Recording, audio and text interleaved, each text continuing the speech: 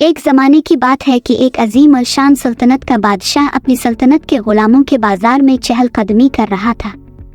بادشاہ کا لباس قیمتی ریشم سے بنا ہوا تھا اور اس کے ساتھ موجود محافظ سونے کے ہتھیاروں سے لیس تھے۔ بازار میں ہر طرف لوگوں کا ہجوم تھا، ہر کوئی کسی نہ کسی غلام خرید و فروخت میں مشغول تھا۔ ہر طرف آوازیں گونج رہی تھی، یہ غلام بہت طاقتور ہے، یہ لڑکی بہت خوبصورت ہے، یہ سب سے زیادہ قابل ہے۔ لیکن ان سب کے بیچ میں ایک عجیب سی خاموشی چھا گئی جب ایک خاص غلام لڑکی کی قیمت کا اعلان کیا گیا۔ ایک تاجر نے اونچی آواز میں کہا، یہ لڑکی قیمتی ترین غلام ہے، اس کی قیمت تمام بازار کے غلاموں سے زیادہ ہے۔ یہ سن کر بادشاہ چونک گیا، اس کی نظر اس لڑکی پر جا ٹکی۔ لڑکی کی آنکھوں میں ایک عجیب سی چمک تھی، اس کا قد درمیانہ لیکن شخصیت میں ایک بے باکی اور خود اعتمادی تھی۔ بادشاہ اس کے پاس آیا اور اس سے کہا، آخر تم میں ایسی کیا خاص بات ہے جو تمہاری قیمت باقی سب سے زیادہ ہے؟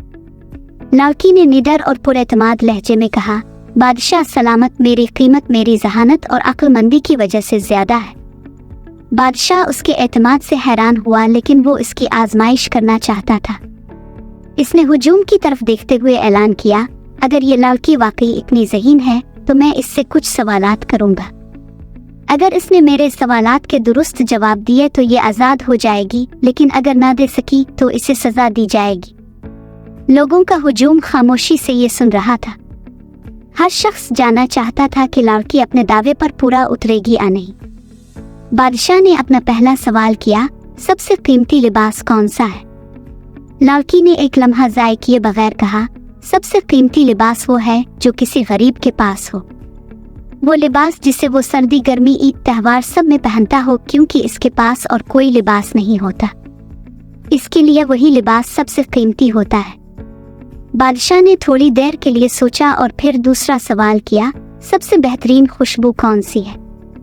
لڑکی نے اپنی آنکھوں میں یقین کے ساتھ جواب دیا، سب سے بہترین خوشبو ماں کی ہوتی ہے، چاہے وہ کسی غریب گھر کی ہو یا محنت مزدوری کرنے والے۔ ایک ماں کی خوشبو ہمیشہ اپنی اولاد کے لیے سب سے زیادہ قیمتی اور محبت بھری ہوتی ہے۔ یہ جواب سن کر ہجوم میں ایک سرگوشی پھیل گئی، لوگوں کی دلچسپی بڑھ گئی۔ بادشاہ اب مزید حیران ہو رہا تھا، مگر وہ لڑکی کو اور آزمانا چاہتا تھا۔ بادشاہ نے تیسرا سوال کیا، سب سے لذیذ کھانا کون سا ہے؟ لڑکی نے مسکراتے ہوئے جواب دیا، سب سے لذیذ کھانا وہ ہوتا ہے جو بھوکے پیٹ کو ملتا ہے۔ جب بھوک اپنے عروج پر ہو تو سوکھی روٹی بھی شاہی دعوت سے کم نہیں لگتی۔ اب تک لوگ دم بخود ہو چکے تھے۔ لڑکی کے جوابات میں نہ صرف گہری دانشمندی تھی بلکہ حقیقت کا عکس بھی تھا۔ بادشاہ بھی اس کی ذہانت سے متاثر ہونے لگا تھا، لیکن ابھی ایک سوال باقی تھا۔ بادشاہ نے چوتھا سوال کیا، سب سے نرم بستر کون سا ہے؟ لڑکی نے کچھ لمحے سوچا اور پھر کہا، سب سے نرم بستر وہ ہے جس پر ایک منصف سوئے۔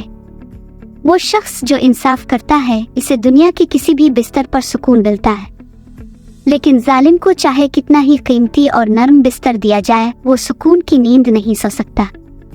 بادشاہ نے یہ سن کر گہرا سانس لیا، اس نے کبھی ایسے جواب کی توقع نہیں کی تھی۔ لڑکی کے الفاظ نہ صرف سچائی پر مبنی تھے بلکہ وہ دل کو چھو جانے والے تھے۔ اب سب لوگ یہی سمجھنے لگے تھے کہ لڑکی اپنی آزادی حاصل کرنے والی ہے۔ جیسے ہی لڑکی گھوڑے پر بیٹھنے لگی، بادشاہ نے جلدی سے کہا، تم نے ایک سوال کا جواب ابھی نہیں دیا، سب سے خوبصورت مکھ کون سا ہے؟ لڑکی نے ایک لمحے کے لیے خاموشی اختیار کی، پھر اس نے آنکھوں میں چمک اور آواز میں عزم کے ساتھ کہا، بادشاہ سلامت، سب سے خوبصورت مکھ وہ ہے جو آزاد ہو، جہاں نہ کوئی غلام ہو نہ ظالم حکمران، جہاں ہر انسان کو عزت اور انصاف ملتا ہو۔ یہ آخری جواب سن کر بادشاہ کا دل کانپ اٹھا۔ وہ سمجھ گیا کہ لڑکی کے الفاظ میں گہری سچائی اور بصیرت ہے۔ وہ جانتا تھا کہ لڑکی نے نہ صرف اپنے لیے آزادی حاصل کی بلکہ ایک بہت بڑا سبق بھی سکھا دیا، آزادی اور انصاف سے بڑا کوئی خزانہ نہیں۔ بادشاہ نے لڑکی کو آزاد کر دیا، لیکن اس دن کے بعد اس کے دل میں انصاف اور انسانیت کا بیج بھی بویا گیا۔